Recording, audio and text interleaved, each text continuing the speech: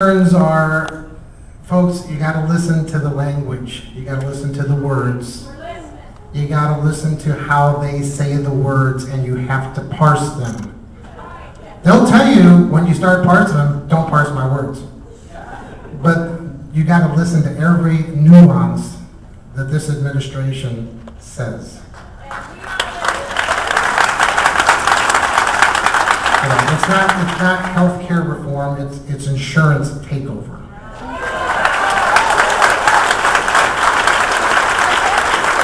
To further make matters interesting, in February, on my second week back of limited duty, I found out that I had 30 days and my job was eliminated. But that's okay. I don't want anybody to feel sorry for me. Because you're right, I have COBRA. And so I'm not without health care, and neither is my wife. But that being said, and I'll get a job. I'm not worried about it. I don't want anybody to feel sorry for me. But like I said, once more, I don't care so much about what I say anymore. I'm going to say my opinion. Two issues take back to Senator McCaskill. Number one, and this is something, and my wife is going to be happy I'm going to mention this, but there's a little bill out there that's going to be proposed called the Global Poverty Act. And the Global Poverty Act is going to allocate $845 billion to the UN.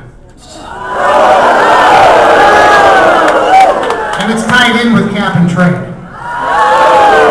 So you got to read that one because it's in there. Obama sent it through in 2007, but they pulled it off because they wanted him to make sure he got elected. So I want to know what Claire McCaskill's position on the Global Poverty Act is going to be when that comes up sooner or later. In the fall. In the fall. But as part of my saying what I think, it's quite simple. We've heard from people around here that they call their congressmen, they call their senators across the country, and they get laughed at. Yeah. They get laughed at, they get made fun of. But the people are mad, and it's time for everybody to stand up and get mad. Get mad.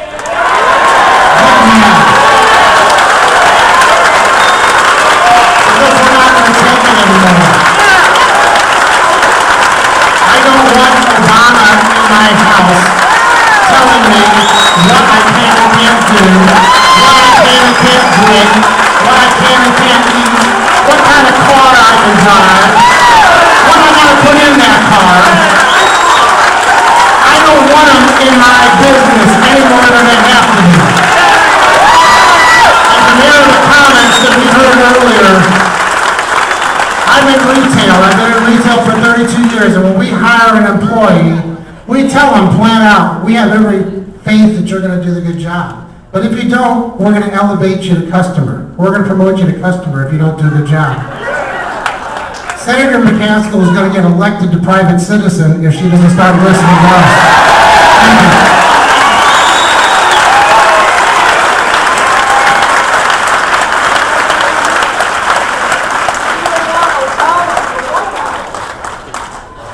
Listen, I'll be the first to say I did not vote for Obama, but I do want to point out it's not just Obama and it's not just Democrats. As a lifelong Republican, I'm sick of them all.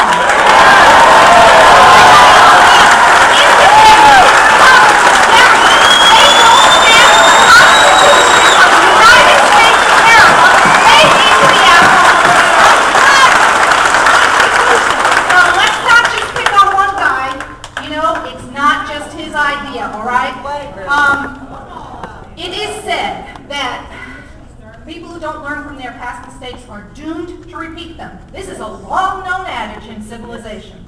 In 1965, Senator Alan Ellender, the Democrat from Louisiana, stated, "Let us not be so naive as to believe that the Medicare program will not be increased from year to year to the point that the government will have to impose more taxes on the little man or else take the necessary money out of the Treasury." Well, see what's happened 40 years later? Payroll taxes have steadily increased. And instead of putting the money away as they were supposed to, save it, they squandered it to the point where these programs are near bankruptcy. We should heed Senator Ellender's words. This is the future of a government-run healthcare plan. Will Senator McCaskill commit to fixing Medicare, Medicaid, and Social Security before imposing a new health care plan on the American taxpayer who is already overburdened. Fix what we have before you try something else.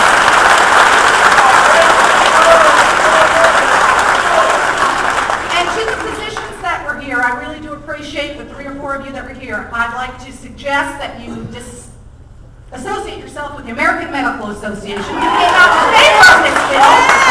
And if you're a retiree or over age 50 like I am and you're a member of AARP, you better call them and get your dues back too. And furthermore, I'm with this young gentleman here, our veteran.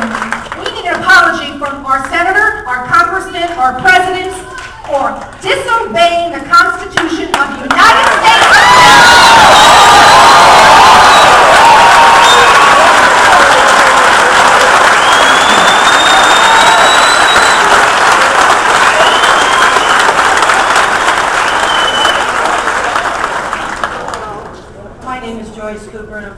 Missouri.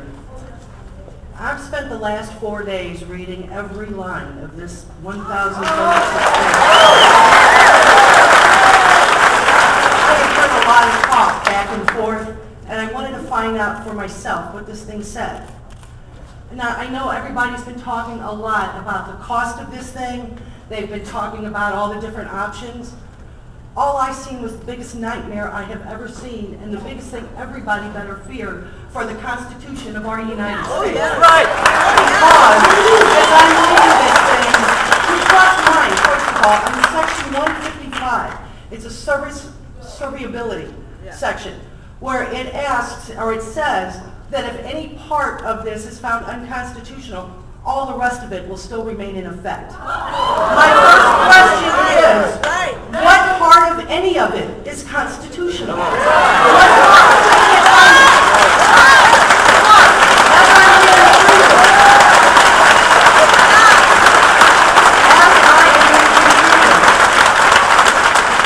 if this passes, I have never seen a more unprecedented passing of power to the executive branch.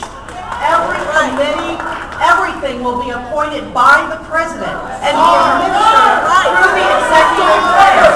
Okay? It makes Congress even irrelevant. Okay? Once they pass it, it's in the hands of the president. Never has. This is a dictator. He can sit there and tell you this is the government's infringement in every part of our Bill of Rights. We do not have the ability to even talk back to the government. They can sit there and tell you what healthcare program you're going to have. They're going to send people into your homes. Talk about unnecessary search and seizure. They're going to have people coming into your homes. They will have access to your bank accounts, to your healthcare records, and it's all completely open to the executive branch. Totally open to his privileges. You know, people talk about the money. They talk about everything else, okay? But I'm trying to tell you people, if this thing goes through, you can take the Constitution, you can take your freedom, you can take your health, you can take everything and just throw it down the drain. That's right. 250 years of our country will go down the drain. That's right. In one fell swoop. Is that what we want? No! I don't care. You can tell me that this was free. You can tell me you were going to pay me for it. It is not worth it. You are signing a contract with the devil.